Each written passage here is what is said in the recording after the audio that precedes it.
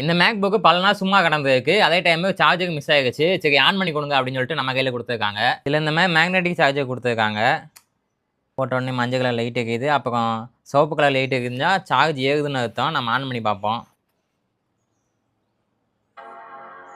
On ஆயிடுச்சு. எதையாச்சும் சொல்லியா? பொதுவாக எல்லா லேப்டாப்லையும் ஆன் ஆகுது, ஆனால் டிஸ்பிளே வரலைன்னா ரேம் ப்ராப்ளமாக இருக்கும். ஆனால் அது விண்டோஸில் மட்டும்தான். இதில் வந்து ஆன் ஆகுது, ஆனால் கொஸ்டின் மார்க் சிம்பிள் வருது. மேபி இது சாஃப்ட்வேர் ப்ராப்ளமாக இருக்கும். நம்ம ஓஎஸ் போட்டு பார்ப்போம். ஓஎஸ் போகிறதுக்கு முன்னாடி இதில் மேக் ஓஎஸ் போட்டோம்னா அதில் நிறைய ஆப்பிள் சர்வீஸ் வந்து கட் பண்ணிட்டாங்க. அதனால் நம்ம விண்டோஸே இதில் இன்ஸ்டால் பண்ணிடுவோம். இதில் வந்து பூட் பண்ணுறதுக்கு நம்ம கமாண்டும் ஆகம் அமைக்கிட்டு ஆன் பண்ணணும். இந்த வந்துச்சா? இதில் ஓஎஸ் போட்டு பார்க்கலான்னு பார்த்தா உள்ளே போனால் பென்ட்ரைவ் மட்டும்தான் காட்டுது, ஆனால் ஹார்ட் டிஸ்கே காட்டல.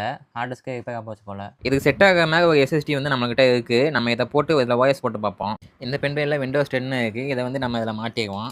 இப்போ ஆன் பண்ணிட்டு ஆப்ஷன் பட்டனை அமைக்கிட்டே இருக்கணும். இப்போ வந்து E5 பூட்டுன்னு வந்துருச்சு. நம்ம இதில் கிளிக் பண்ணோம்னா நம்ம நார்மலாக எப்படி ஓஎஸ் இன்ஸ்டால் பண்ணுவோமோ அதே மாதிரி வந்துடும். விண்டோஸ் இன்ஸ்டால் பண்ணிடுவோம்.